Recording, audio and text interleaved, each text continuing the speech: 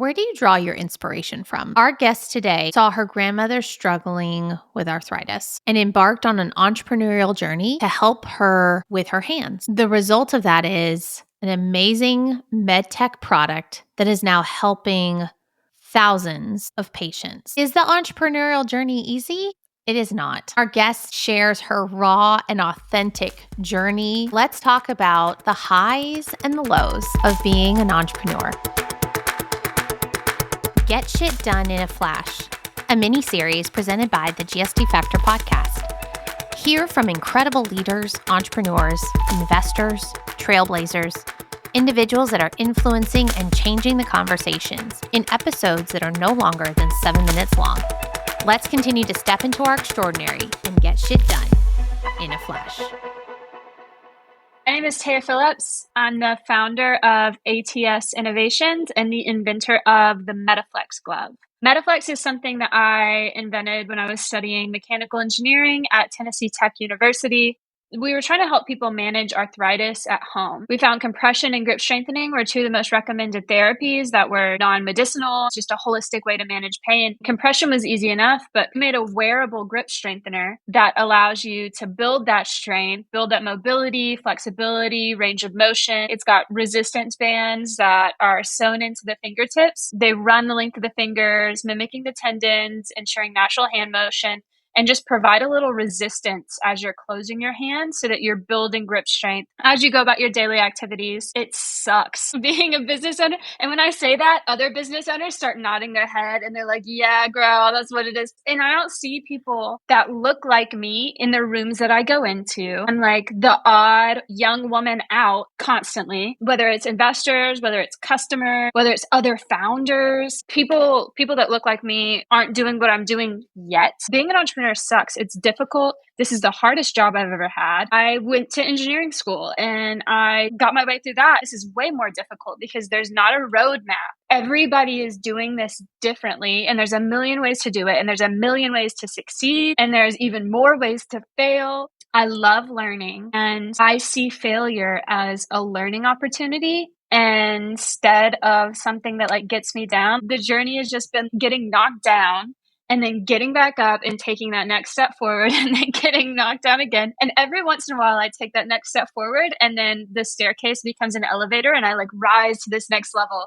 And it makes you feel so good. I have something that I'm really passionate about and I have a purpose and a reason for doing this. I've talked about my grandma had really bad arthritis and I watched her lose her mobility. And that's why this felt so important to me to bring to market. I've got customers that say, thank you. You changed my life. I can sleep at night. This is a miracle. It's kind of mind-blowing to me to read those, but it's also the fuel that keeps me going because this is a very difficult journey. If I didn't have something that was having such a big impact on people's lives, then I don't know if I'd still be on this journey, on this mission to reinvent healthcare. I don't want to just share the highlights. I want to be real. I want people to know what it takes to do what I'm doing. I think mentoring is so important. I couldn't have gotten anywhere that I am without someone telling me their journey and their story and what it was like for them. I have a board of advisors, and I talk to them every month. I've been learning about servant leadership from one of my mentors since 2019.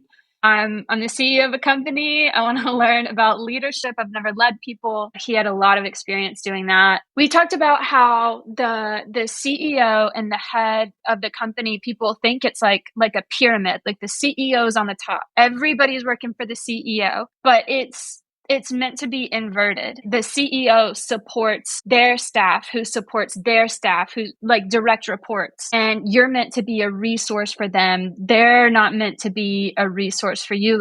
Servant leadership is the biggest thing, I think, for any leader that wants to grow, because you need to have people who feel like they're a part of the company and feel like they're supported. You need to make that reality for them to feel that way. A lot of the lessons that I've learned are based around people. When I talk to other entrepreneurs, a lot of their struggle it's people problems. It's managing people and trying to figure out how to get them to provide the most value to the company, give people a reason to increase the bottom line other than just bragging rights. They get a check every month.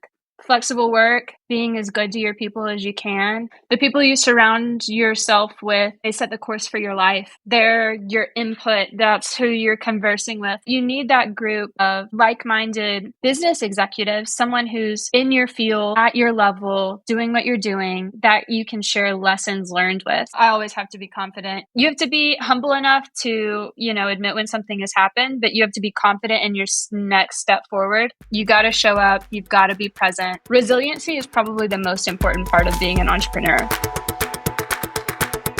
Thank you for listening to Get Shit Done in a Flash, a mini-series by the GSD Factor podcast. Are you an influential leader that has a dream to write a book and put your words out into the world? Reach out to us today so we can help make your book dream a reality. Let's get shit done.